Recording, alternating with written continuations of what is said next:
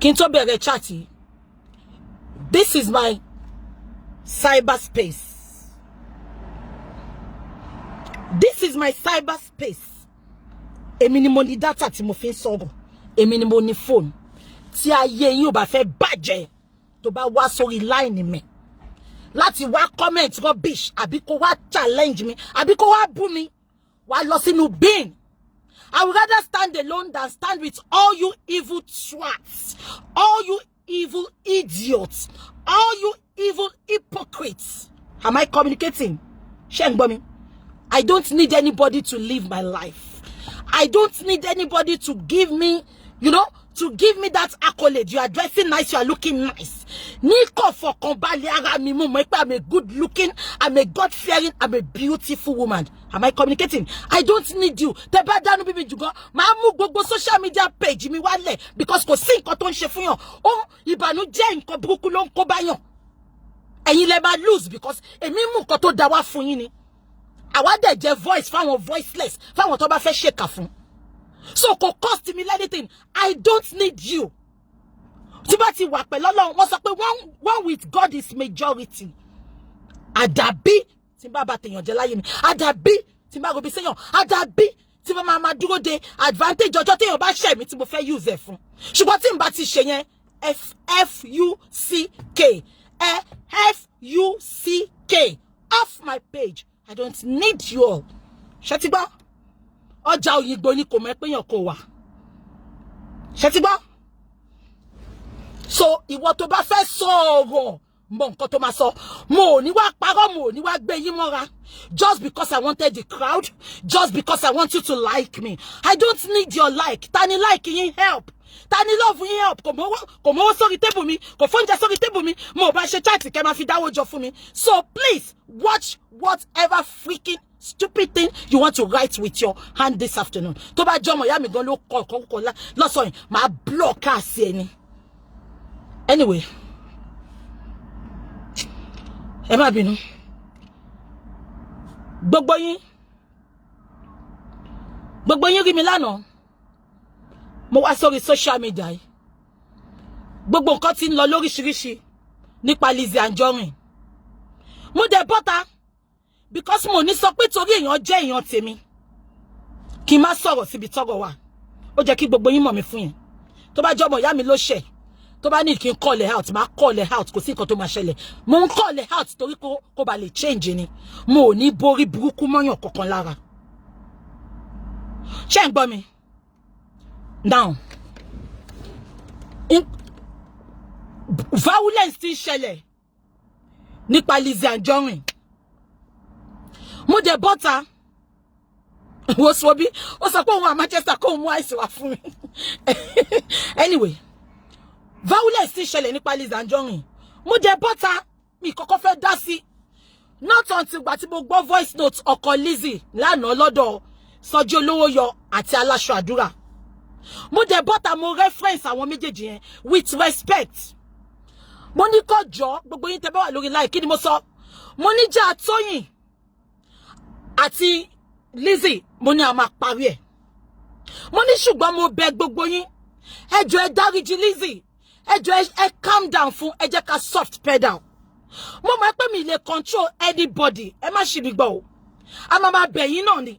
Mo dẹ̀ sọ fún Lizzy mo ní Lizzy, don't freaking come out again. If you come out, èmi gangan personally máa ṣe show fún ẹ. Gbogbo yín lẹ gbọ́ ìgbà tí mo sọ.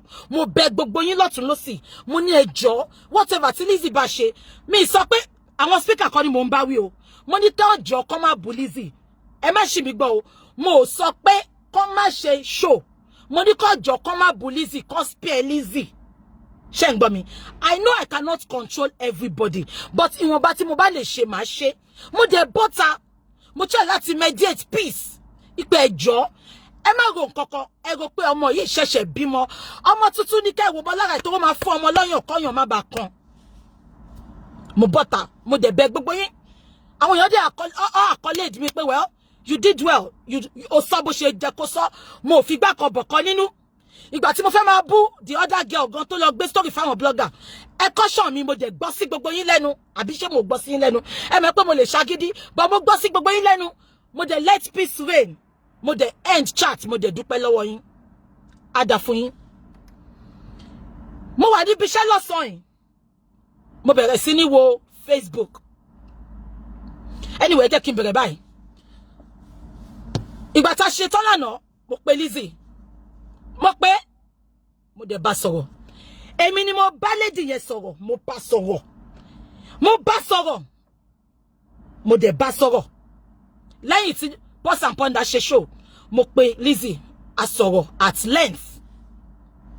Mo yín padà bọ̀ lórí yẹn.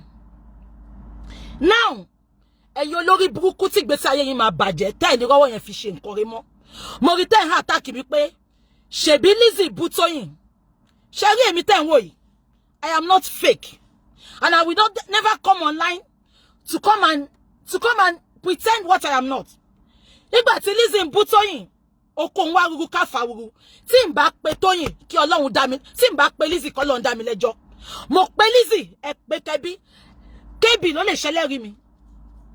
Because mo ti ní number Lizzy ngbà yẹn. Mo pe Kẹ́bì, mo ní kó fi wá sí 3-way call. Mo ní Lizzy tó bá tún jáde fún Tóyìn. Èmi personally máa jáde fún ẹ. Kí ló ń ṣe kí ni Tóyìn ṣe fún ẹ? Ó pẹ́jọ́ rò lóòótọ́. But mi tẹ̀ fẹ́ gbọ́ gbogbo ẹjọ́ yẹn. Èmi ò kí ń bọ́ta láti wá máa ro gbogbo ẹjọ́ tí mo rò pé because gbogbo yín ti dábò Lizzy ngbà yẹn. Tèmi náà bá tún bọ́ta. Ìkà ni mo ṣe. But mo pè because mo ní opportunity láti pè. Tó yẹ pé mo ní number Tóyìn náà ni. Màá pe Tóyìn bọ̀ mo ní number Tóyìn. Lizzy ò ṣe fáànù mi to start with. Mi mọ Lizzy rí, mi mọ rí. Mi mọ Tóyìn rí because èmi ò tiẹ̀ like àwọn ọmọ ní tíátà yẹn. Mo máa sọ fún gbogbo yín. I don't like them. They are too fake. They are too fake and cheap. They are all prostitutes. Olórí burúkú olóṣì ni gbogbo. I don't like them. So èmi ò ń wò wọ́n. But ìgbà tí Lizzy ṣẹlẹ̀, ẹni tó bá ti mọ̀ bí tó follow mi dáadáa lórí social media, á mọ̀ pé mo hate ìyàn jẹ. Mo hate kéèyàn máa yànyàn jẹ. Mo dẹ̀ hate kẹ́ máa come for èèyàn. I need thick skin jura wa lọ. Olórí burúkú yín tẹ́ bá wá come for èèyàn yẹn tán. Ẹ̀yin náà lè máa bọ́ síta. Ẹni tí kú o, a ó máa ṣe o. Ẹ̀yin olórí burúkú tẹ́ ẹ̀ celebrate èèyàn. Ẹ mọ̀ bó ṣe celebrate èèyàn fi kẹ́ bá èèyàn jẹ́. Kẹ́ mú yàn wálẹ̀ kẹ́ ṣe orí burúkú fún yàn. Ṣùgbọ́n tó bá sọ pé èèyàn kú, olórí burúkú yín ló máa kọ́kọ́ gbé obituary rest in peace. Ṣé rí bí kí máa kéèyàn? Èmi ò kéèyàn tó kú. Ẹ tí mi bá ti celebrate tó bá wà láyé, ẹ lè rí kí tó bá kú. Mi ní kí tó bá kú, mo lè gbàdúrà fún sínú mi. Ẹ tí mo bá ti gbé sórí wọ́ọ̀lù mi pé mo celebrate ẹ̀ tó bá wá kú, ẹ wá ní kí máa kí. Kí ló kàn mí? Màá sọ pé kọ́ ló ń fi ọ̀run kẹni. Ṣùgbọ́n lórí burúkú yín, you are so fake, you are so very fast to update rest in peace. Ikú tó ń pààyàn náà òjò lè lọ. Anyway, mo ń sọ ilé ìfẹ́ yẹn olórí burúkú tẹ́ sọ pé gbà tí Lizzy ń bully Tóyìn. Mo dá sí behind the camera. Ẹ pé Kẹ́bì. Kẹ́dẹ̀ pé Lizzy ẹ̀ tó bá lè bá Lizzy sọ̀rọ̀. Kò sí èmi máa meditate peace ni. Mo lè ní agídí, mo lè máa come online. But èmi ò fẹ́ jẹ́ kí wàhálà máa ṣẹlẹ̀ sáwọn tí ń bá mọ̀. Mi dẹ̀ like kíyàn máa jàjà wàhálà. Àbí kò yé yín, ẹ jẹ́ ká fìyẹn lẹ̀. That was what I did. Ìgbà tí Tóyìn àti Lizzy ń jà. Ṣé ń gbọ́ mi? That is it. Now, mo dẹ̀ bọ́ta lánàá. Mo dẹ̀ bẹ ọ̀tún, mo bẹ òsì. Mo sọ pé káwọn blogger má ṣiṣẹ́ wọn. Ẹ má ṣì mí gbọ́. But ẹ̀yin personal people, ẹ̀yin commenters, ẹ̀yin ni mo bẹ̀ mú ní ẹjọ́. Ẹ jẹ́ ká soft pedal fún Lizzy pé ẹjọ́. Mo dẹ̀ bẹ̀ gbogbo yín. Ìṣojú gbogbo yín, Lizzy mi mọ̀ rí now. Wọ́n pi Lizzy kò tọ́mọ́ tèmi rí. Mi tẹ̀lé Lizzy pé mi like Lizzy pé tó lè fún mi nǹkan. Àbí kò yé yín, anybody tó wá mọ̀ mi á mọ̀ pé mo like hard working people. Ẹni tó bá ṣiṣẹ́, mo máa like wọn. That is the one reason nǹkan kan tó kọ́kọ́ attract mi sí Lizzy nìyẹn. Ṣọ́wọ́ mi yé yín. So ẹ jẹ́ ká máa sọ̀rọ̀ lọ. Mo dẹ̀ ní kí gbogbo yín jọ kẹ́ dáríjì. Mo dẹ̀ pé lady mo bá sọ ètò ń jí òtọ́rọ̀. Mo sọ̀rọ̀ débi pé lánàá mo láti pa fóònù mi gan ni. Ipe tí ọmọ ìyá méjì bá wọlé tán bàbá ra wọn sọ tọ̀rọ̀ à ń tanra wa jẹ ni. Tí bá dẹ̀ bá ẹ sọ̀rọ̀ Lizzy tó bá gbọ́, mo ò ní pè ẹ́ mọ́ màá dẹ̀ block ẹ, mo sọ fún. Mo lè pé mo ní fóònù méjì bí ni kí gbogbo yín gbọ́. Kẹ́ bá rò bí pé mo lọ ń pampa ẹ̀ lẹ́yìn. Èmi ò kí ń ṣe bẹ́ẹ̀. Tí Lizzy bá ń bọ́ mi gún máa tọ́jú owó ẹ̀ ni. Kò ń ṣọlọ́run. Kámbèlè tẹ́ pé kò bọ́ mi. Mo kọ̀ láti mediate peace ni. Mo dẹ̀ bẹ̀ gbogbo yín lóòótọ́. Ó dẹ̀ lọ. Update yìí ń ṣẹlẹ̀. Mi lè wà against update yìí because inú ń bí gbogbo yín. Bínú ṣe máa ń bí oníkálùkù ọ̀tọ̀ọ̀tọ̀ ni. Ṣùgbọ́n ṣé mo nǹkan tó bí mi nínú jù? Ṣé mo nǹkan tó dùn mí jù?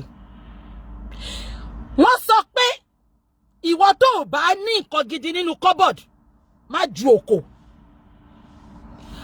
Adébímpé aláṣọ àdúrà tí ò bá rí ẹni tó máa bẹ sọ̀rọ̀ máa bá ẹ wí olórí burúkú ni ẹ ò ní àròjinlẹ̀ Adébímpé aláṣọ àdúrà gbogbo àwọn nọ́ọ̀sì tí mo ti rí láyé mi ìwọ ló lé olórí burúkú jù nù gbogbo wọn. You are the most useless nurse I have ever come across in my entire life. Níjọ́ tó bí mi tó fi oyin sí mi lẹ́nu Adébímpé aláṣọ àdúrà ìwọ ló ya olórí burúkú jù lórí social media. You are the most promiscuous adult on this social media. You are the most ridiculous idiot on this social media. Ìwọ ló useless jù. Ìwọ ló ní tìjú tó bá pín shameless ìjọ tó pín shameless. Adébímpé aláṣọ àdúrà ó sí lẹ́jọ́ tó pín tìjú. Shame on you. You are a stupid idiot. Adébímpé.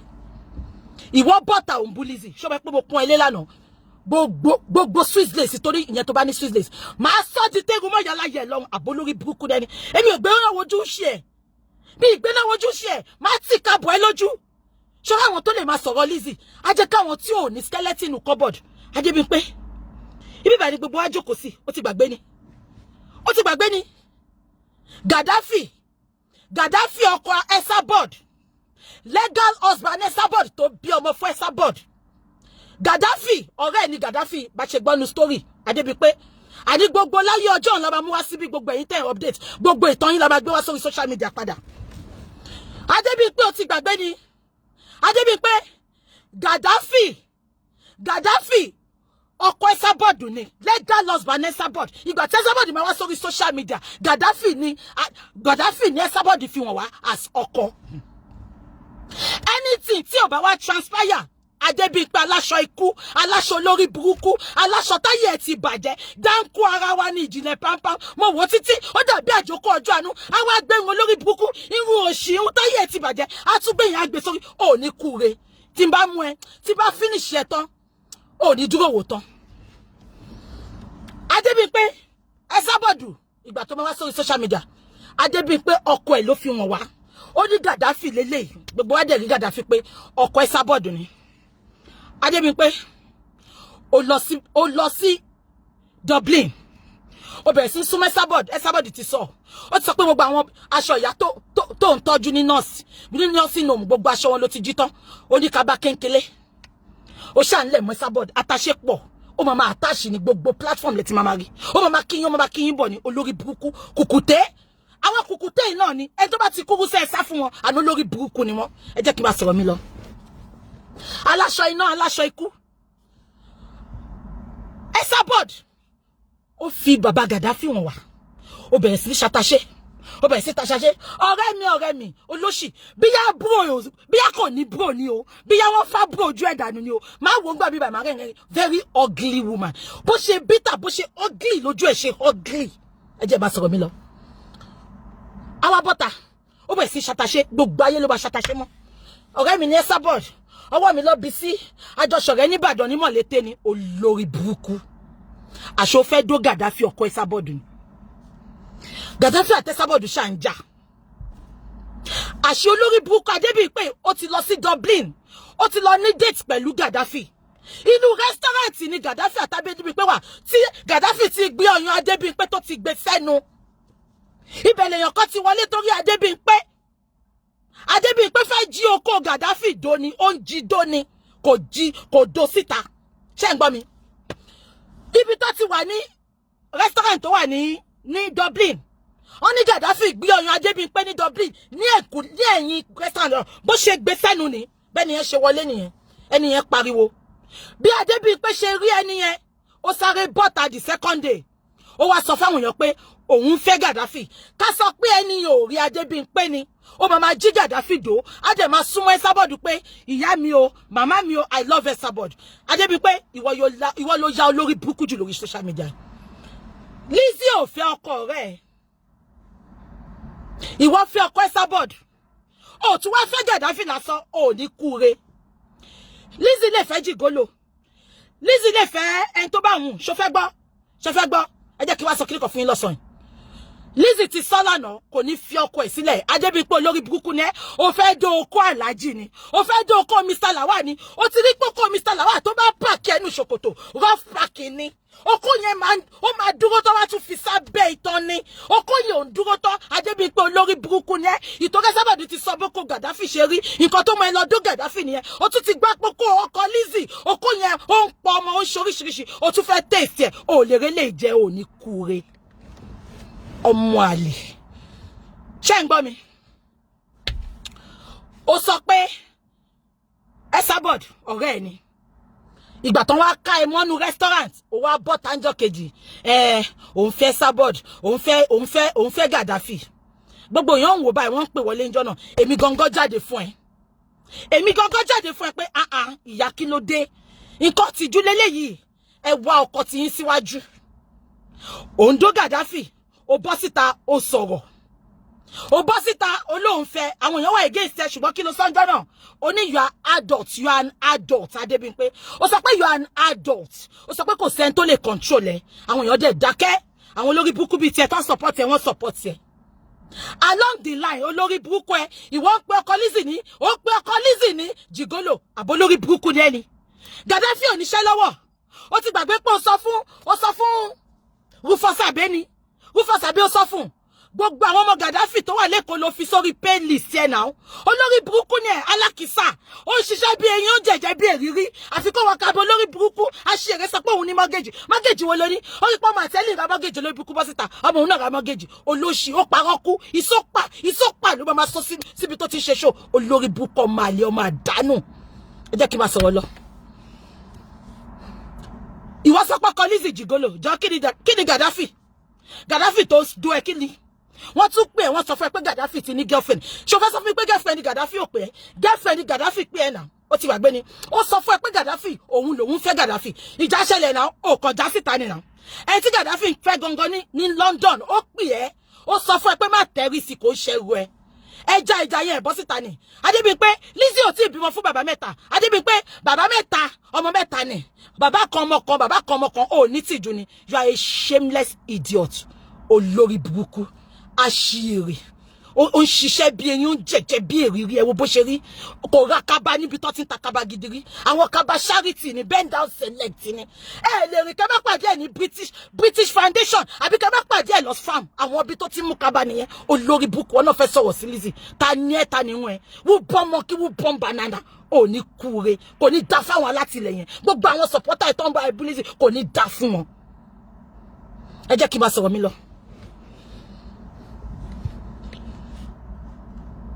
àwọn parents yìí Gaddafi wọn bá máa ti kú ìwọ ló pa wọn àtijọ́ tí Gaddafi tó ti ń wá sórí social media tẹ́sábọ̀ ti sọ̀rọ̀ Gaddafi àwọn family yìí ò kú rí Gaddafi Esabod ò fi wọ́n rí olórí burúkú Adébíyì pé ṣé mọ̀ nǹkan tó ṣe ó lọ sí Nàìjíríà èmi yìí túbọ̀ ta mo ṣe ṣò fún ẹ pé ká má rí ni Sọ́ọ̀lù wí kò sẹ́ tó ṣe bẹ́ẹ̀ rí nílẹ̀ Yorùbá tí ò bá ṣe pé yìí Facebook ẹ má fi gbá kan bọ̀ kan nínú ìtorí pé ẹ fẹ́ gang fight ẹ ní jẹ́ ká sọ tọ̀rọ̀ síbi tí ò tọ̀rọ̀ wà. Esabod fẹ́ Gaddafi for years kò fi àwọn family Gaddafi wọn ó kàn máa ń bú wọn ni Adébíyì pé ẹlẹ́sìn òsì olórí burúkú ẹ tó bá ti rẹ́sẹ̀ náà tó dojú bolẹ̀ alátàpá kò sọnù ẹ tó bá ti rẹ́sẹ̀ náà tó dojú bolẹ̀ wọ́n ti mọ̀ pé olórí burúkú ní ẹsẹ̀ burúkú ló máa kó wọlé ọkùnrin ìbídẹ́lì tó lọ sí Ìbàdàn ìtorí peanut tó fẹ́ vú Gaddafi ó wá ṣó ìyá yẹn ó ṣó bàbá yẹn ó jẹ́ ká mọ bọ́n ṣe tó ó jẹ́ ká mọ̀ pé wọ́n ló fẹ́ bá wọn kọ́lé wọn ìwọ ló fẹ́ ṣe páànù fúnlé wọn ìwọ ló fẹ́ ṣe wọ̀jọ́ kí ló fi yàtọ̀ sí Lizzy kí ló fi Lizzy kan lówó ju ẹ lọ ni Lizzy kan da ju ẹ lọ àbí kan tí mo sọ yẹ yín now ó lọ sí ilé àwọn bàbá Gaddafi ó fi ìyá ẹ̀wọ̀n ó fi bàbá ẹ̀wọ̀n kò pé 2 weeks tó lọ sílé yẹn ẹlẹ́sẹ̀ burúkú ẹlẹ́sẹ̀ òṣì gbogbo ẹ̀yin ọkùnrin tẹ́ bá ń fẹ́ obìnrin láyè ẹ máa wo ẹsẹ̀ wọn kẹ́ tó fẹ́ wọn 2 weeks tó kúrò nínú ilé yẹn wọ́n gbà pé ìyá àti bàbá Gaddafi kú àbí wo ló kú nu wọn wọ́n kú kò sí rẹ́mẹ́dì mọ́ wọ́n kú olórí burúkú ẹ àṣẹ Gaddafi nú ẹ Gaddafi ń dú ẹ Alhaji ò tí ná Lizzy Mr. Lawal ò tí ná Lizzy ó mọ ní Lawal ò tí ná Lizzy wọn ọ̀dẹ̀ bí dákọ́ ná Lizzy Gaddafi àánú ẹ agbowó lọ́wọ́ ẹ Gaddafi ò lọ sẹ́kọ̀ọ́ láti jọ́ tó ti fẹ́ sábọ́ọ̀dù ìgbà tí Gaddafi fẹ́ ó sanwó tíkẹ́ẹ̀tì lọ Cyprus ó sọ pé ṣe wedding àbó lórí burúkú ni ẹni Adébímpé tó ò bá bá tàn wọ́n á bá àrọ́bá ní bàbá ìtàn gbogbo ọ̀rọ̀ ìgbésí ayé ẹ pẹ̀lú Gaddafi ó wà nù archive àmà bí ẹ play láyé ìjọ òun ni àbólórí burúkú ni ẹni Adébímpé tó bá tiẹ̀ sọ pé ẹran kan fẹ́ kọ̀yàn ní ìwòpá kò ń ṣe bíi tìgbín Adébímpé kò ń ṣe ìwọ ló jẹ́ kó wá dá sí ọ̀rọ̀ Lizzy because o ò ní tàn re àwọn ọmọ ò ní tàn tó fẹ́ dé bá.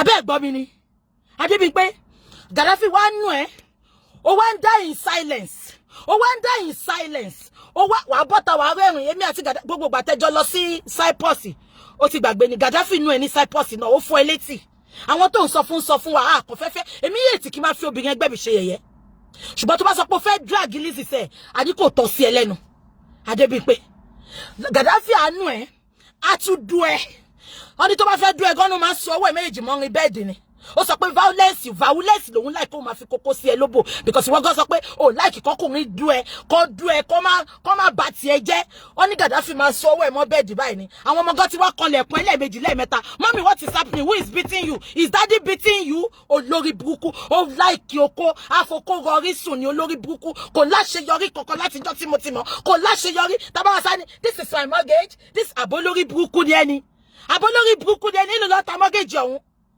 káàṣì máa kó síta fún ẹ olóbò promo Adébímpé Pinky Pius oní kọ́mẹ́ǹtì sọnù àbí nǹkan tí mo sọ yẹ yín olóṣì tàbá wítọ́ aṣorí mo bọ̀ okay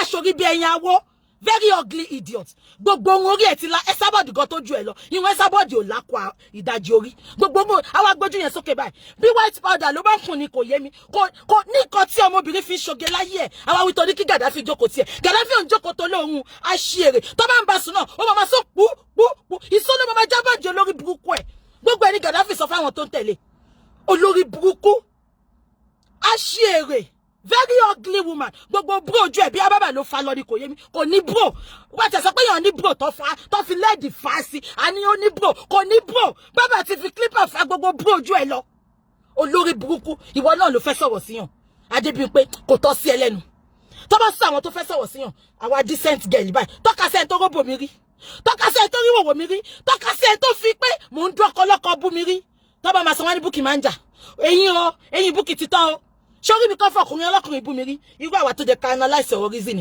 kò ń ṣe wọ aṣẹ́wó dọ̀mítìlà aṣẹ́wó no be work o àgbàyà wọn á dókódókó wọn á tún dókó lójú ọmọ jẹ́ ìwọ̀n ẹlẹ́tì olórí burúkú Adébímpé ìwọ ń bú Lizzy ó ti gbà pé ìwòwò ń jọkàn wà àti Gaddafi ẹ wà lórí bẹ́ẹ̀dì báyìí lẹ́ ń ṣe Facebook live chat nínú ìwòwò Gaddafi ṣẹ̀ṣẹ̀ du ẹ̀tọ́ ni ìwọ náà kàn fáàmù ẹ̀ ẹ fẹ́ ṣàkọsẹ́ Esabod ṣọ́ gbogbo olórí burúkú tó ṣe ń gbà yẹn ó fi ṣẹ̀ sí ara ẹni máa lọ yọ gbogbo ẹ̀ náà ẹ̀ka ìwì fún ẹ àbó ti gbàgbé ni ó wá ṣe ṣó ǹjọ́ yẹn ìwọ àti Gaddafi ẹ fẹ́ ṣe fọ́rífọ́ Esabod bẹ́ẹ̀ ṣe sùn sórí bẹ́ẹ̀dì ní tẹ́ ẹ̀ wọṣọ ẹ̀bùra ni tó ṣe live video ó fi kíní yẹn sílẹ̀ for like 10 minutes mo rò báwọn èèyàn pé ẹ̀ tó sọ pé this is very bad ó wá lọ yọ fídíò yẹn ìwọ tó yẹ pé wọ́n ń dún ẹ mọ́nú lé ni àwọn ọmọ wọ́n ń dún ẹ mọ́nú lé ni you are not proud to bring out àwọn tó ń dún ẹ kò ní dáfẹ́ wọ́n láì má ti má bẹ́ẹ̀ kẹsẹ̀ bọ́ gbogbo àwọn olórí burúkú àti tó ń pè láǹtì má tì kábọ̀ gbogbo wọn lójú má ṣe gbogbo yín yàmàyàmà àbó lórí burúkú ni ẹni olóṣì ó ṣẹnu wíwọ́ bí apá ajá aṣèrè aláìní tìjú aláìní rònara Galatia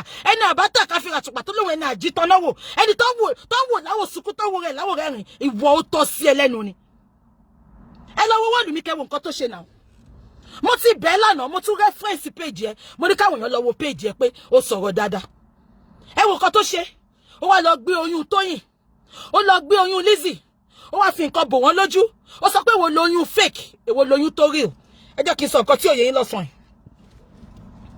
Lizzy ní oyún lóòótọ́ ṣé ń gbọ́ mi Lizzy ní oyún Florida Miami dẹ̀ ní Lizzy bímọ sí ṣé rí ibi tí Lizzy wà yẹn ṣé ń gbọ́ mi ibi tí Lizzy wà yẹn ọ̀dọ̀ àwọn family friend ẹ̀ níbi tó dé sí ó ti wà lápàtmẹ́ǹtì tẹ́lẹ̀ ṣé ń gbọ́ mi apartment yẹn ti dájú fún gbogbo ẹ̀ lè mímọ́ o èmi ò ní bàtà wá parọ́ gbogbo ẹ̀ ní mo mọ̀ apartment tó wà yẹn kò easy fáwọn family friend wọn kọ́ lọ máa kí ń bẹ̀ then ibẹ̀ quiet tó bá ti lọ lé òun àtọmọ nìkan ló kù ó need help kò lè dá ṣe ló ṣe padà lọ sílé àwọn family friend yẹn. Miami Florida ló wà. Ẹ̀gbọ́n mi Miami Florida ló ń gbé. Mo ti ní kó pe Lizzy pẹ̀lú nọ́mbà Lizzy. Ó wà tí Lizzy ti sọ̀rọ̀. Because mo fi pé lé wọn súnmọ́ra wọn ni. Ipa lọ bá mi yọjú sí. Èmi ò ṣe olórí burúkú èèyàn. Mi sọ̀rọ̀ láti gba owó lórí social media. Mi need ìrànlọ́wọ́ anybody. Ìrànlọ́wọ́ Ọlọ́run àti ìrànlọ́wọ́ àwọn tí Ọlọ́run bá rán sí mi ni. Èmi tó fẹ́ confirm. Mo ní kó kẹ́kọ̀ọ́ mi bá mi pé ẹ̀gbọ́n mi tí mo tẹ̀lé Miami Florida ló wà. Ó pé pẹ̀lú nọ́mbà mi fẹ́ fi nọ́mbà yẹn síbí báyìí ni. Mo bá fi síbí Adébípé lórí burúkú tí wọ́n sọ pé kò bímọ sí Amẹ́ríkà kò lóyún Adébípé gbogbo yẹn ló máa jọ ẹni. Ṣebí bàbá akẹrin tó fẹ́ bímọ fún Ìgbà ló gbé síbẹ̀ náà. Ìgbà ló gbé síbẹ̀ wọ́n lé ẹ dànù nígbà tó mọ̀ pé irọ́ ló ń pa olórí burúkú olóṣì. Olóhun Àkúrẹ́ ọmọ àlè Àkúrẹ́. Gbogbo àwọn ará Àkúrẹ́ tí mo mọ̀ lọ sóríire lọ kàwé débi tó kàwé dé. Olórí burúkú ẹ̀wò ìyá ẹ̀ náà má jẹ́ kí n bú ìyá ẹ̀ torí ìyá ẹ̀ ò ṣẹ̀ mí. Ọmọ ọsàn ló ń kó gbóngbó báyẹ̀ Adébípé. Jẹ́ kó rí ìyá láyà ẹ pé. Lizzy was pregnant. Ẹ wojọ́ tó bu yẹn ṣé mo bọ́ta? Mo bọ́ta náà. Mi bọ́ta pàdé bí n pé ṣe bu. Mo wò pé Lizzy ló fa gbogbo kíní fúnra rẹ̀. But kí ló dé? Àti báwí, gbogbo yẹn ti báwí. Ẹ wo interview tí PNP ṣe lánàá. PNP ò side anybody. PNP béèrè àwọn nǹkan tó jẹ́ kó béèrè. Ẹ dẹ̀ wo ọmọ yẹn gentle lánàá, ó calm down. Ó show pé ó gbọ́rọ̀ sí wa lẹ́nu. Ó kàn láti sọ̀rọ̀ ní láti pour little things síta. Ó dẹ̀ sọ̀rọ̀. Ebi gan mo ní máa bínú sí bọ̀ mo rí pé kò jáde fúnra rẹ̀. Kò dẹ̀ bú ebú.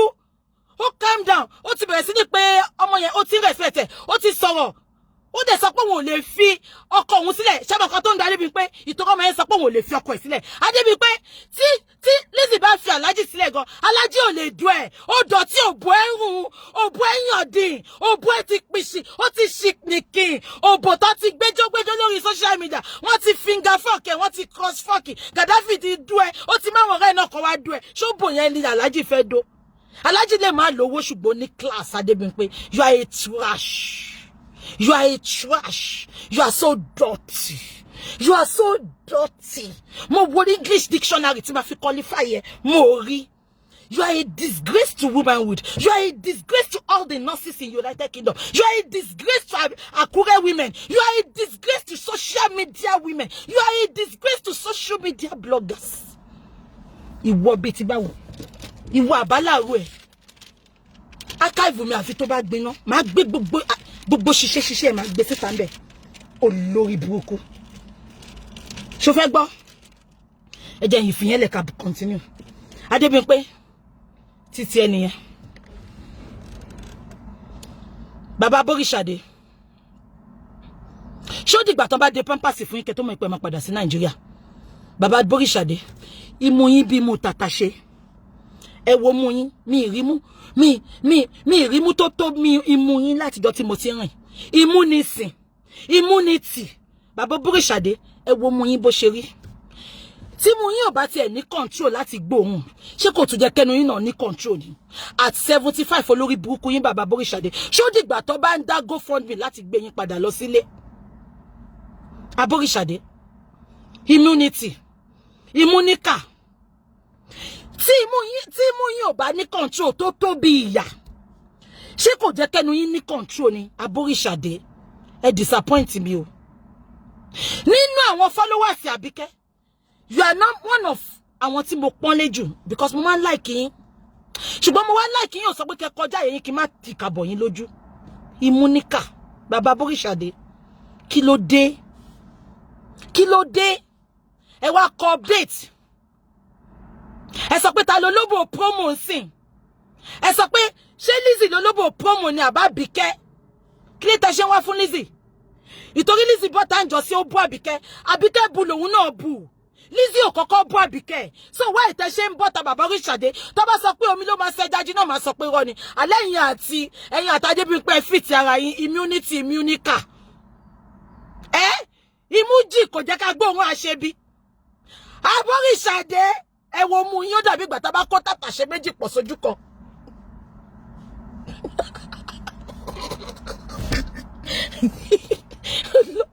Èmi náà máa pé mo nice. Ìtọ́jú ẹ̀mí ṣe kí n dá.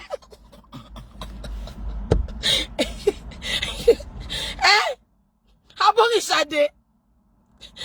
Kí ni fún yín ìtorí ẹ fẹ́ gbèjà Àbíkẹ́ ìmúníkà bàbá Bóríṣàdé ẹ wá lọ update at 11 hours ago let's update tẹ́ sọ pé ẹni tó bá wà ní glass house kò kí ń ju oko ta ló lóbò promo Lizzy Oṣolóbò promo in all ramification she's a decent lady tó bá jẹ́ olóbò promo ni àti fi ọkọ ti pẹ́ ṣé fẹ́ gbọ́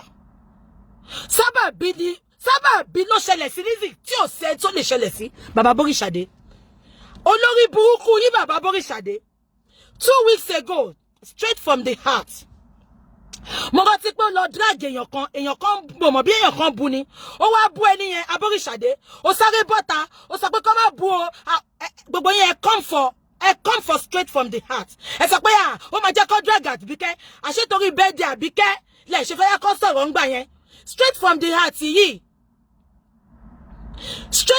heart yìí òun ló máa ń gbèjà Àbíkẹ́ ṣùgbọ́n torí ẹ fẹ́ kí Àbíkẹ́ ṣe party yẹn successfully ẹ lọ ń bá gbogbo wọn ẹ ń bú straight from the heart ẹni kó má bú wọn kó má jẹ́ kó drab Àbíkẹ́ o ṣùgbọ́n torí Àbíkẹ́ ti ṣe birthday tán Abóríṣàdé onímú òrù imú wọn bí tàtàṣé immunity imúníkà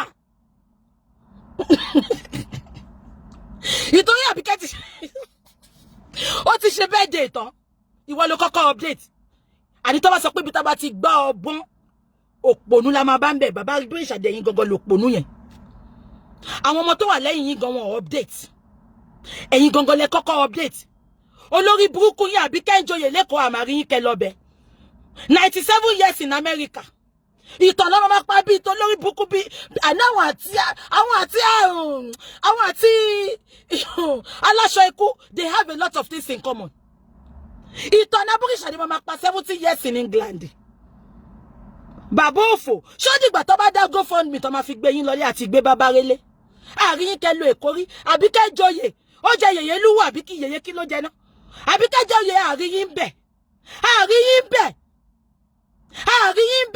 bàbá ayé ló ń pè yín ẹ tó bá máa ṣe bàbá ayé lówó lápò immunity imúníkà ẹ tó bá máa ṣe bàbá ayé kò ń ṣẹnu ló fi ń joyè immunity immunation kò ń ṣe ẹnu ló fi ń joyè wọ́n fi yín jẹ oyè àwòdì ẹ̀ lè gbádìyẹ bàbá ayé àgbàlagbà at over 75 years old ẹ wo nǹkan tẹ́ gbé sórí orí wọ́ọ̀lù yín ṣé ọmọ yín àbọ̀ ọmọ yín gbọ́dọ̀ rí nǹkan tẹ́ gbé sí yẹn ṣó jẹ́ kó jẹ́ pé ilẹ̀ kọ́kọ́ máa update ẹ̀yin tó jẹ́ pé jọ́ táwọn ọmọ yẹn update fáwọn èèyàn ẹ̀yin lẹ bá wọn wí ẹ̀yin náà wá ń rí ìdí nǹkan tí ò da bàbá Bóríṣàdé tẹ́ bá ti ń fọwọ́ yẹn kọ oríṣiríṣi ọwọ́ wo gan lẹ fẹ́ fi gbọ́ ọmọ ọmọjó àti mọ́rú yín pedophile nìyí mi rí kẹ́ celebrate obìnrin rí irú yín ló máa kọ́wọ́ bá àwọn ọmọ ọlọ́mọ ọ̀dì l'Amẹ́ríkà àṣírí yín á dẹ̀ tó tú bàbá Bóríṣàdé èyí okó ẹ̀ ní lábẹ́bẹ́ báyà fọ́tò náà gbogbo ẹ̀ máa rẹ́ mọ́ yín níwájú ni àkín roko ní abẹ́yìn ẹ̀ lóko mọ́ immunity imúníkà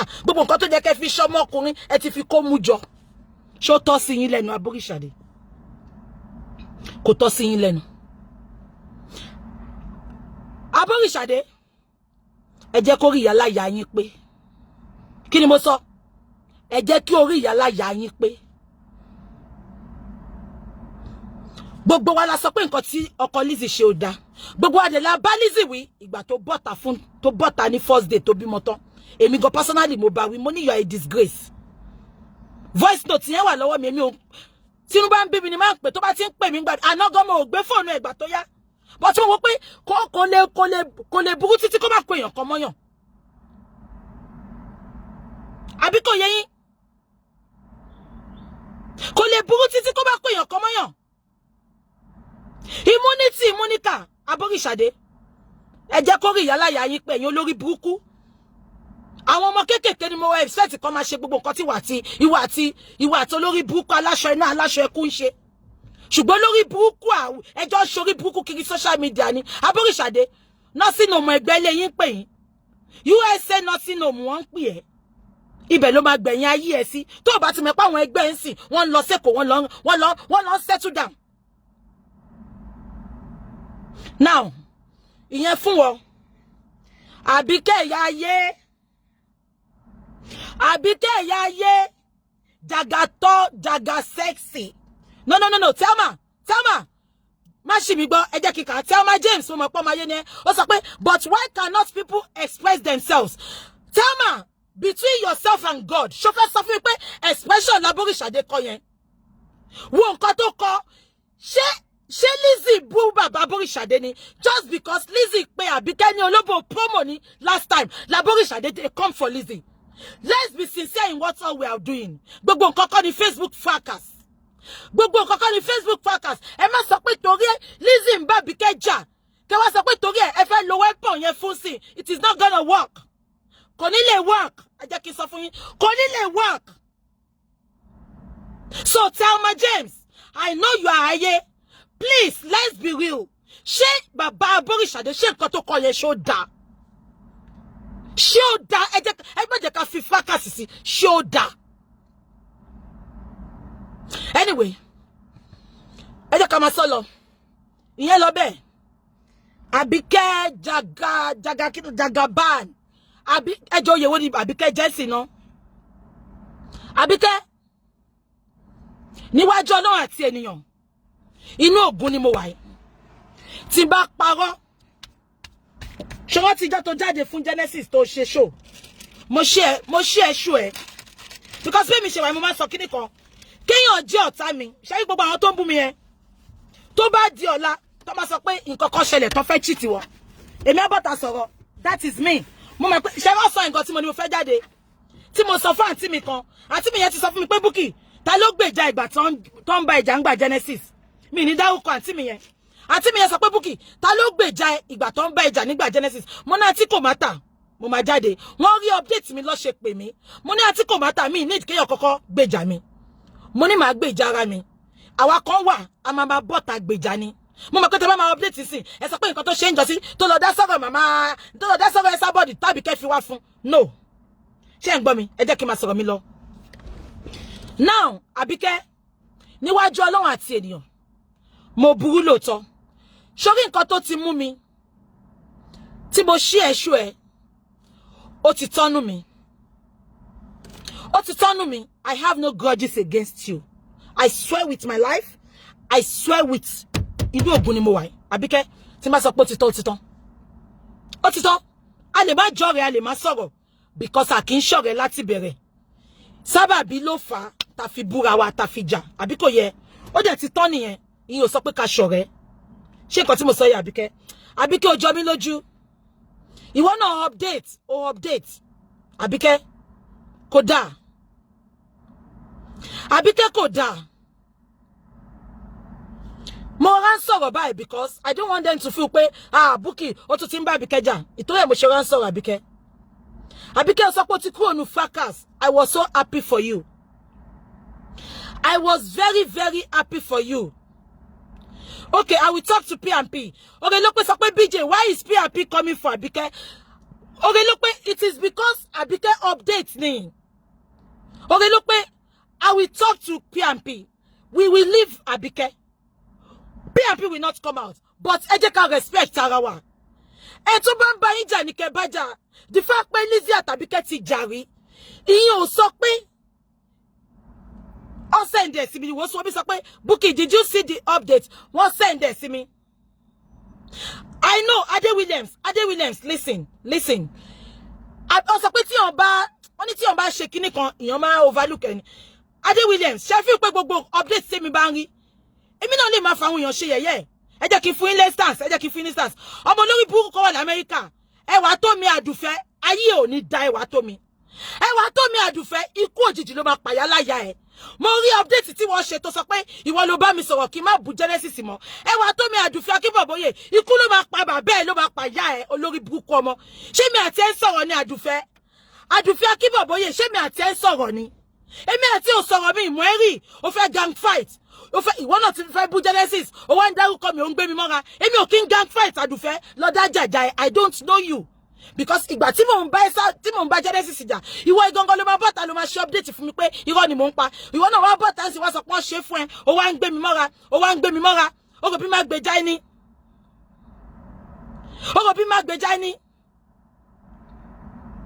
Ṣòro bí má gbèjà ẹni Àdùfẹ́. Ó wá sọ pé ìwọ ló bá Bukky Jesse sọ̀rọ̀ kó má bú Genesis mọ́. Àbọ̀ lórí burúkú ni ẹni. Ṣé lórí burúkú ni ẹni? Mo ní Genesis a mú mi kó tó mú ẹ àdùfẹ́ Genesis ò mú ẹ rí wọn like ẹnu group yẹn ṣùgbọ́n ọ̀rọ̀ tí ẹ kọ́ ni mo wá sọ mo kàn fọ̀rọ̀ tí ẹ ṣe example ni mo dẹ̀ wọ́n ẹ má parọ́ mọ́ mi èmi àti ò sọ̀rọ̀ rí láyé yìí a sọ̀rọ̀ rí kí ló tó bá ṣe sọ pé èmi ìwọ ló bá mi sọ̀rọ̀ tí mo fi sọ̀rọ̀ Genesis mọ́ mo ti gbọ́ ọmọ gíọ́ ni mo ti gbọ́ náà ẹ jẹ́ kí n máa sọ̀rọ̀ mi lọ ẹ wo a lot of okay wọ́n sọ pé ti clone account Àbíkẹ́ ni okay ẹ jẹ́ ká filẹ̀ okay wọ́n sọ pé wọ́n clone account ẹni okay ẹ jẹ́ ká filẹ̀ ìwọ lórí burúkú tó ń clone account kiri máa clone lọ I don't have any grudges with Àbíkẹ́ don't get me wrong honestly I don't have any grudges she's my sister and I will always wish her well she's my sister honestly tó bá jẹ́ Yesabod náà ló tún ṣe nǹkan tó wú mi lórí lẹ́ni má tún support Yesabod bọ́rọ̀ tèmi ṣe rí ni ẹ̀mí lọ́ta àbí kò yé yín gbogbo àwọn tó ń bú mi gan ọ̀n ṣọ̀tá mi wọ́n sún mi débi ìṣelógo mi ni àbí kò yé yín so ẹjọ́ ọ sọ pé wọ́n clone account yẹn ni ẹ̀yin olórí burúkú tó ẹ pọ̀ ọwọ́ yín ẹ máa fi clone kiri ní tẹ́ ẹ fi ṣe nǹkan rẹ ẹ continue ṣé kan tí mo sọ yé yín so ẹ jẹ́ ká filẹ̀ bẹ́ẹ̀ mi ní sọ̀rọ̀ sí yẹn mọ́ now mo wá fẹ́ sọ nǹkan kan ẹjọ́ ṣé nǹkan tí mo sọ yé yín now kí ni mo wá fẹ́ sọ nǹkan tí mo wá fẹ́ sọ ni pé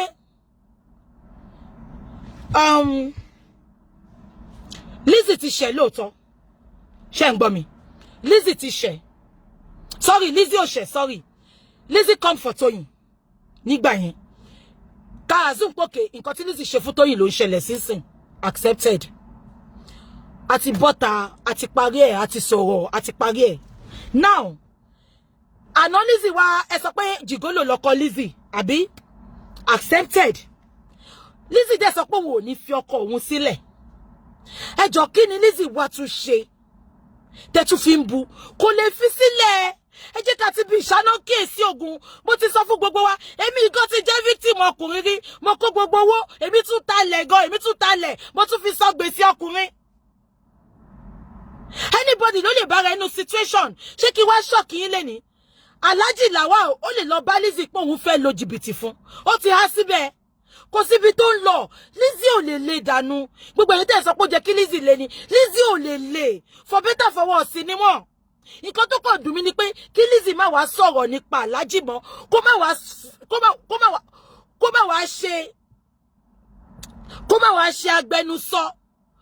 wá ṣe agbẹnusọ fún Lizzy kó má wá ṣe agbẹnusọ ẹjọ́ torí Ọlọ́run okay gbogbo àti mọ̀ sí pòkè o jìgólò lọ́kọ Lizzy accepted Lizzy ò lè fi ọkọ ẹlẹ́ kò lè fi ọkọ ẹlẹ́ fi sílẹ̀ kò lè fi sílẹ̀ ẹjọ́ torí Ọlọ́run so gbogbo voice note tẹ báyìí ní tẹ fẹ́ kó jáde a máa fi jó sòpínì kò sí nǹkan tójú òrírí ọjà tọmọ ti wọ̀ ọ́ yìí máa dóra wọn Alhaji Lawal yìí máa dó Fọlá ọjà tọmọ ti wọ̀ ni wọn ò lè fira wọn sílẹ̀ nǹkan tí Lizzy ò understand nìyẹn mo dẹ̀ ti jẹ́ kó understand díẹ̀ so Lizzy ò lè fọkọ ẹlẹ̀ kò sẹ́ni tó máa ṣàṣedànù láyé Lizzy ti náwó ju kó fọkọ ẹlẹ̀ lọ ẹ jẹ́ ká máa gbàdúrà fún ọkọ lọ́wọ́ bá wa yẹ Alhaji lọ́kọ padà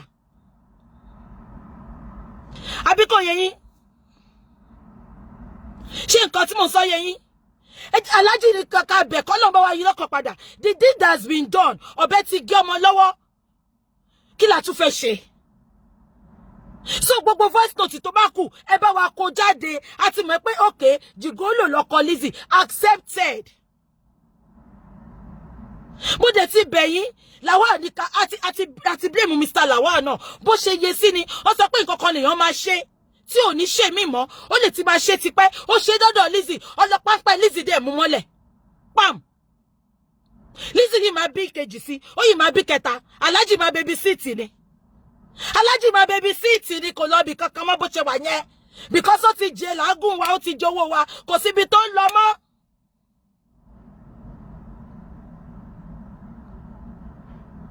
àbí kan tí mo sọ yé yín so ẹjọ́ nítorí Ọlọ́run ẹjọ́ mo bá Lizzy sọ̀rọ̀ lánàá mo dé like condition tó wà obìnrin ni mí kò di dandan tí n bá rí èèyàn mo wà lórí fóònù yẹn mo ń sunkún ara mi ń gbọ̀n ni Victor Queen olórí burúkú of America Maryland ẹlẹ́nu rírùn ó ṣẹ̀kẹ́ dìgbìdìgbì bí ìgbà tó pò kọ síbẹ̀ olóṣì olè ṣé torí mo fẹ́ wá fún ẹ látijọ́ yìí àwọn kan dáwó fún ẹgbà tí Genesis fẹ́ ṣe ìkórè wọn dáwó fún ẹ ó fowó jíṣẹ́ Victor ó fowó yẹn jíṣẹ́ ṣokówó yẹn sílẹ̀ dèní wọ́n fẹjọ́ ẹ̀sùn mi wọ́n gbé kéèsì ẹ wá fún mi Victor wọ́n dá owó fún ẹ wọ́n dá owó gidi fún ẹ ìgbà tí Genesis fẹ́ ṣe ìkórè àwọn èèyàn dá owó fún ẹ Victor Queen ó bùdí ó gbé sẹ́yìn olóṣì gé a máa jó a máa sọ̀rọ̀ a máa pout a máa pẹnu lábí olórí burúkú ẹlẹ́nu rírùn a ṣí èrè ó jáde fún Genesis títí ìgbà tó máa fẹ́ ṣe interview wọn mà wá bá ẹ sọ́bọ̀dì ò parọ́ ó lè ní ẹ̀ ìwọ ló sẹ́ẹ̀lì Genesis out ìwọ ló sẹ́ẹ̀lì Genesis out Victor Queen olórí burúkú obìnrin ló máa bá jà bọ̀dá Sọ́jí ó bu ẹ̀ǹjọ́ sí ó máa dá lóhùn Victor Queen olórí burúkú ìkébè super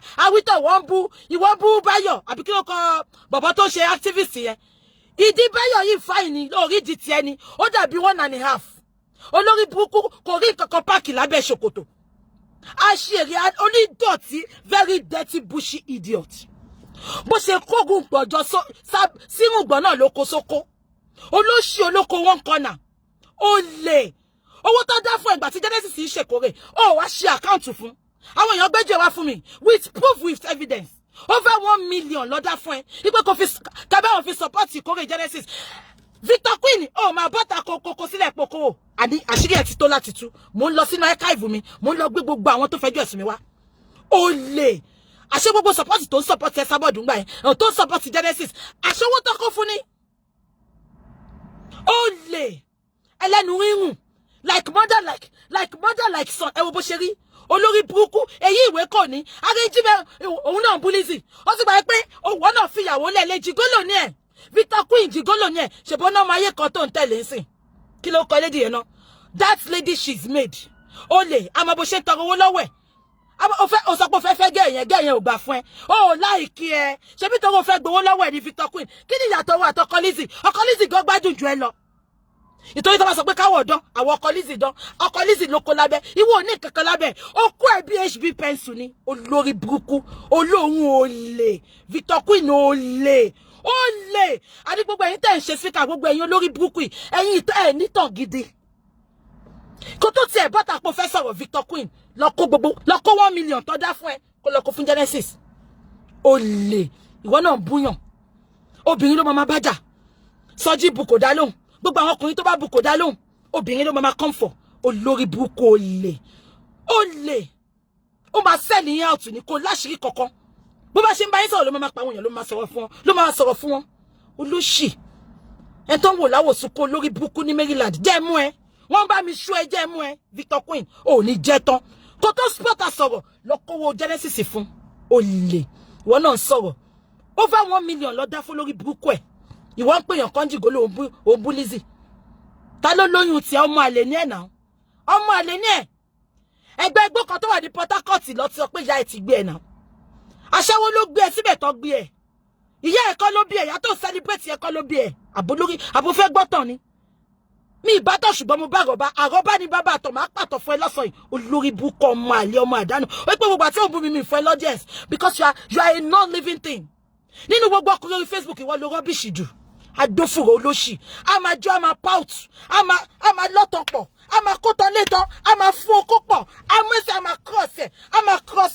leg a máa fókó pọ̀ ni a máa sọ̀rọ̀ a máa fókó pọ̀ gbogbo ṣòkòtò ti ha kò owó fi pààrọ̀ ṣòkòtò olóṣì tàbá wí tó sọ pé àwọn wọ style ṣòkòtò ẹ rí ṣòkòtò Mr. Sọ́jí ni ṣòkòtò Mr. Sọ́jí dúró lára wọn ni bó tẹ̀ jẹ́ pé Mr. Sọ́jí máa ń rólù ṣòkòtò wọn ṣùgbọ́n ṣòkòtò wọn dúró lára wọn ni ṣùgbọ́n Victor ṣùgbọ́n ṣòkòtò máa há mọ́ nínú okó ni olóṣì kò owó fi pààrọ̀ aṣọ alákìísà ẹ tó bá tiẹ̀ máa búyàn á wò pé èèyàn kò ṣolóhun olórí burúkú ọmọ òfò ọmọ àdánù ìyá ìṣojú bí ojú àwọn àjẹ́ Imo State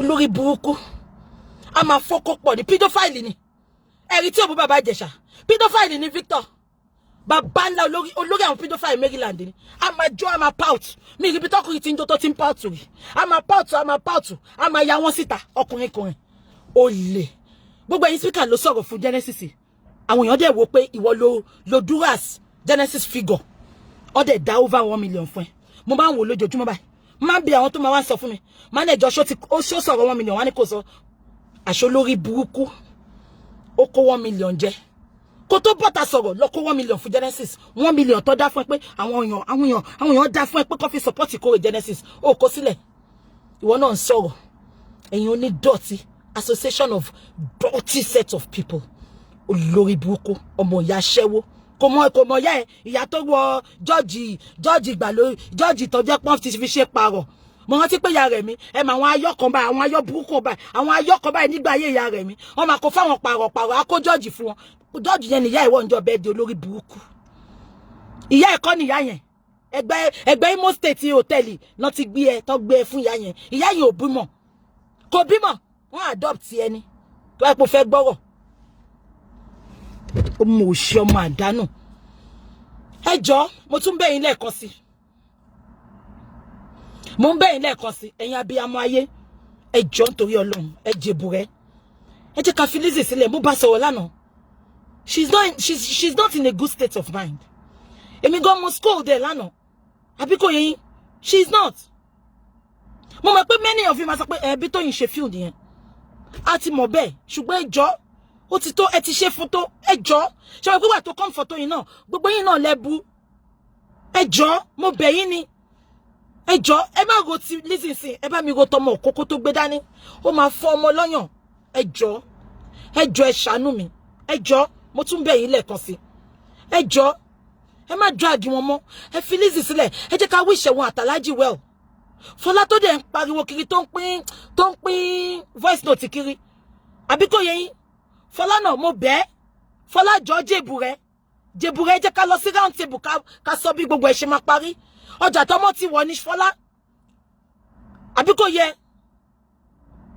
ọjà tọmọ ti wọ̀ ní tó má jàjà pé ìwà àtọkọ ẹ náà ẹ ní sọ̀rọ̀ mọ́ Fọlá jọ mo bẹ̀ lẹ́dà ẹni Fọlá ẹ jọ nítorí Ọlọ́run ẹ jẹ́ kó tán gbogbo ẹ̀yin tẹ́ ń fi story olórí ṣe rí nǹkan tí máa ń sọ fẹ́yàn nìyẹn ó dàbí ìgbà tí mò ń bá tèmi àti Esabod tí mo yìí ń bẹ́ Esabod ṣe tí ẹ̀gbọ́n mi àkọ́bí màmá mi tó wà ní Manchester Esabod pè mí gbà yẹn tó sọ pé ó ń support àwọn ayé Esabod ní káwọn deal pẹ̀lú ẹ̀ no sorry ìgbà tó lọ gbé story ìyàwó bàbá mi fún Esabod wá pè mí ó lóun fẹ́ ṣe ó ní kí wá fóun ní gbogbo story yẹn bó ṣe ṣẹlẹ̀ mo dẹ̀ sọ fún Esabod mo ní no it is a family issue I'm not going to talk about it. Money mama ẹ má sọ̀rọ̀ npa ẹ filẹ̀.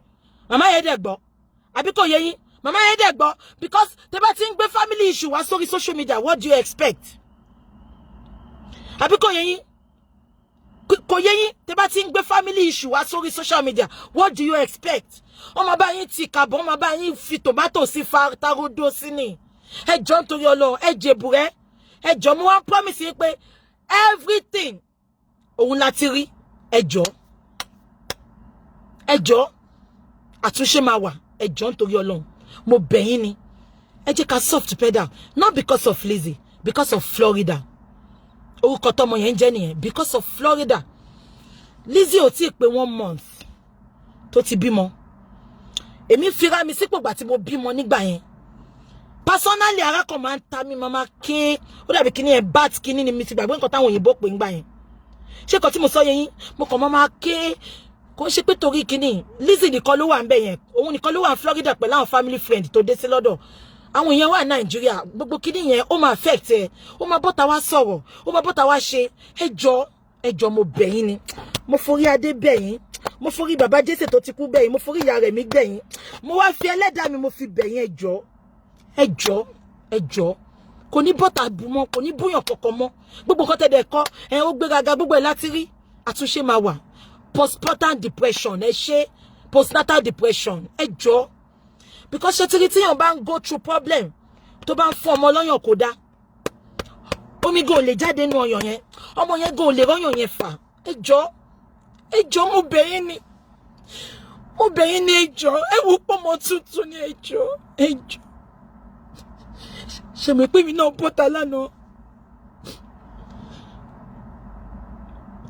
I know Thelma I know you know me even if it is Abike that they are coming for tí bá dé pé wọ́n come for her ní comfort tí ẹ wòjọ́ tí Nanamáyọ̀wá tó jáde fábìkẹ́ ṣe bí mo pè lẹ́sẹ̀kẹsẹ̀ sórí láì mú Nanamáyọ̀wá má jáde fábìkẹ́ that is me ẹjọ́ mo bẹ̀ yín ni mi ní kéèyàn gbèjà mi ṣùgbọ́n ẹjọ́ mo bẹ̀ yín ni ẹ ṣàánú ẹ ẹjọ́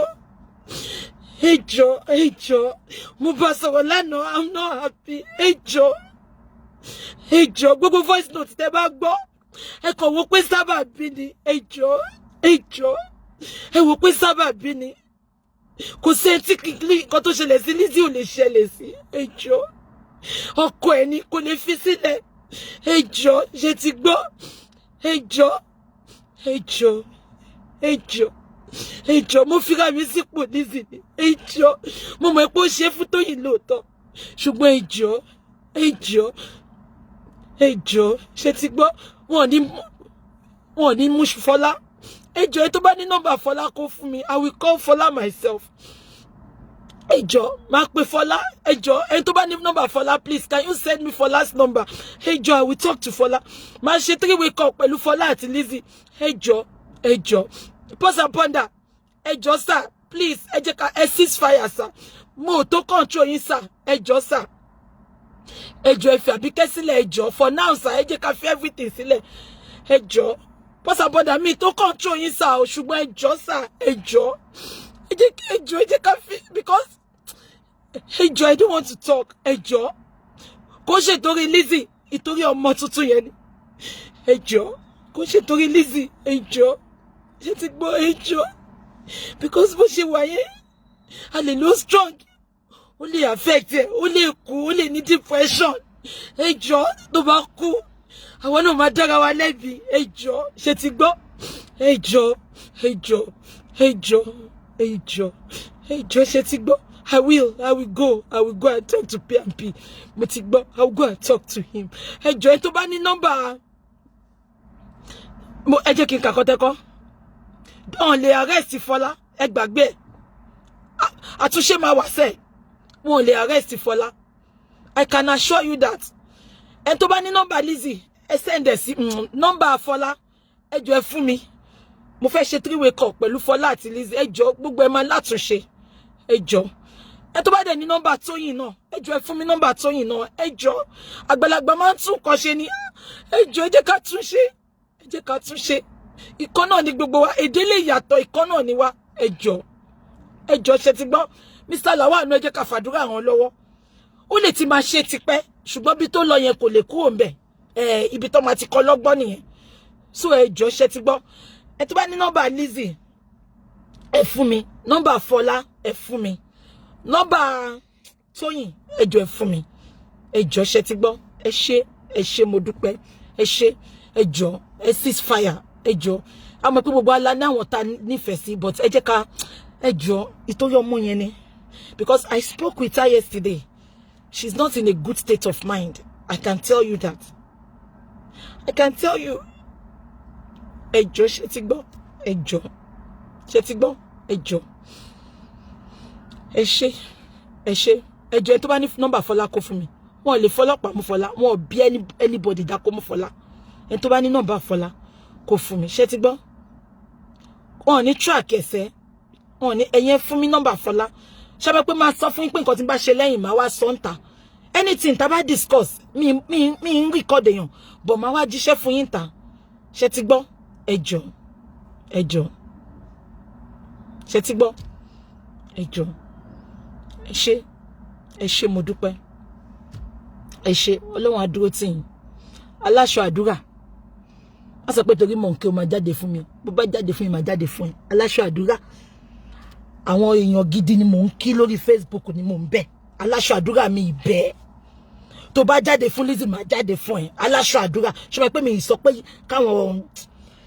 káwọn blogger máa jáde ṣùgbọ́n aláṣọ àdúrà ọ̀rọ̀ ìgbésí ayé Lizzy ò tọ́ sí ẹ lẹ́nu tó bá jáde fún Lizzy àbí tó bá update fún Lizzy aláṣọ àdúrà wàá jẹ sangbana ìyá àgbàyà aláìnítìjú ẹ wo bí tí wọn ti bẹ̀rẹ̀ tán bá kóhun náà bí yóò wú mẹ́rin ló máa fi sohun pọ̀ olóṣì olórí burúkú tó fẹ́ máa gbá wọn ìyá afá àṣìírí tó lọ fẹ́ yọ owó sí wọn àwọn wo ló fẹ́ máa fi yẹn gbá olórí ibú ìyá afá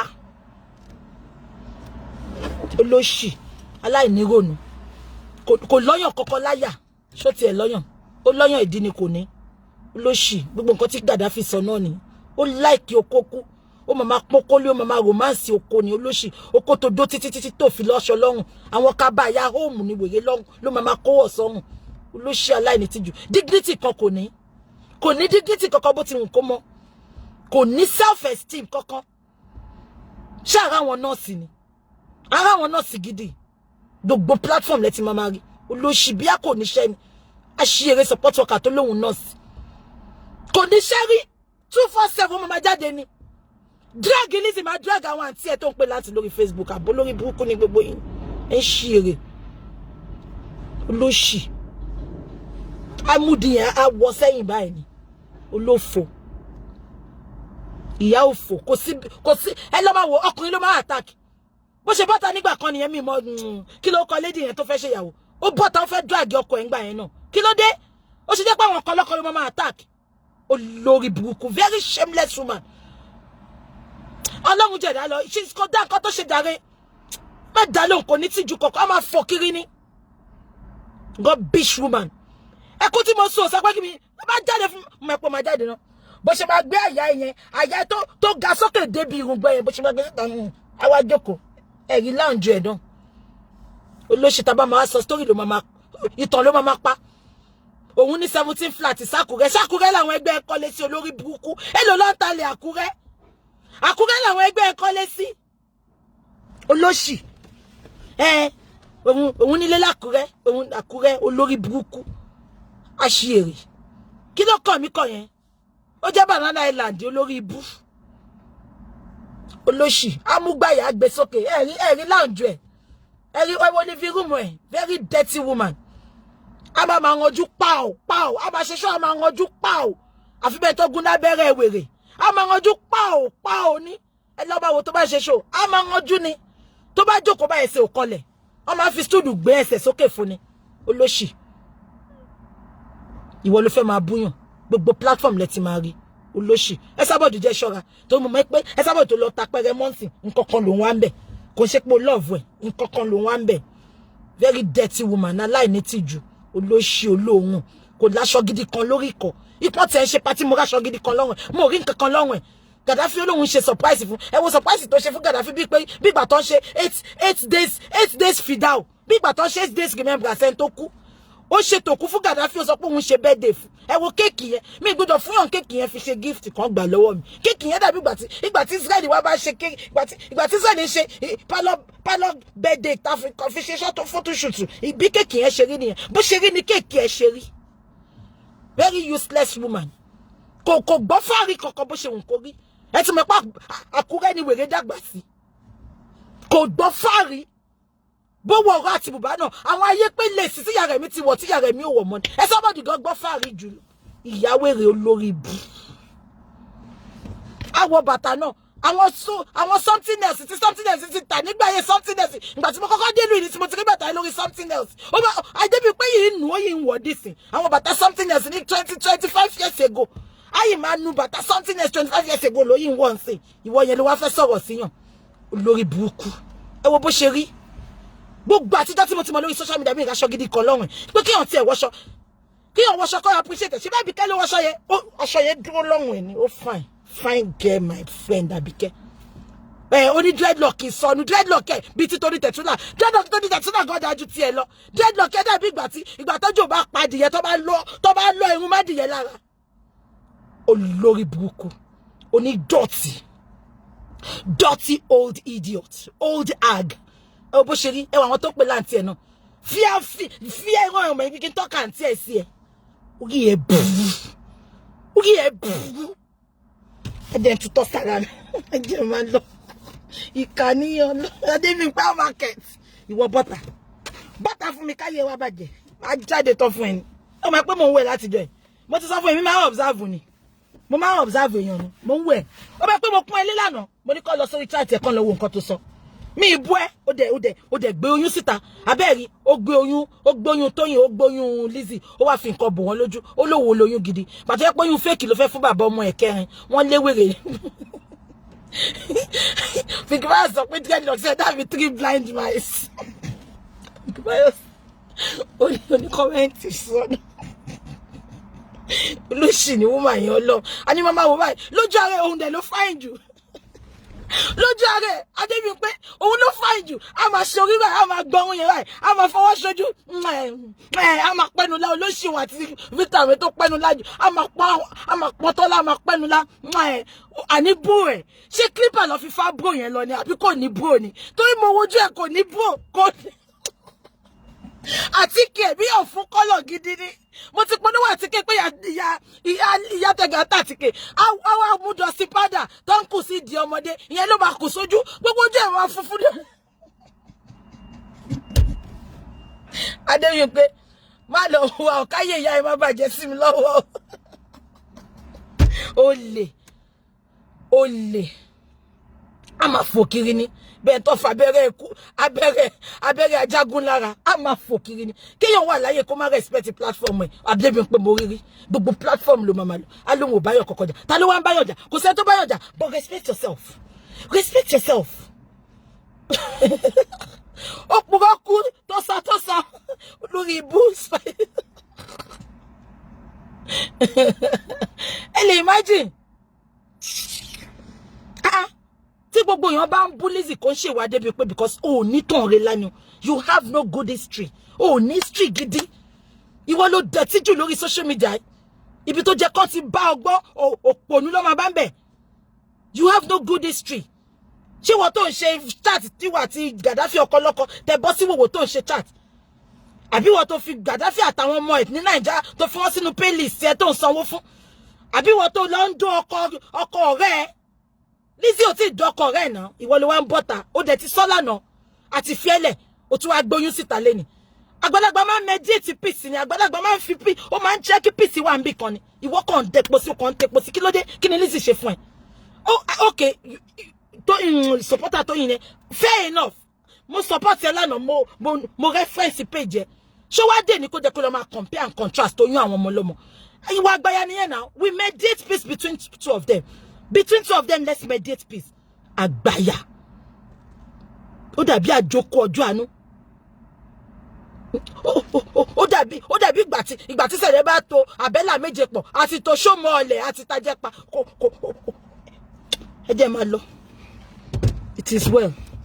Ẹ ṣé jàre, ẹ ṣé o, àwọn apọ̀n yín lé o. Ẹ jọ̀ọ́, ṣé ti gbọ́ ẹ ṣé. P&P. Mo máa pè yín sìn sà. Ẹ ṣé sà. God bless you. I love you all. Bye bye. Bye.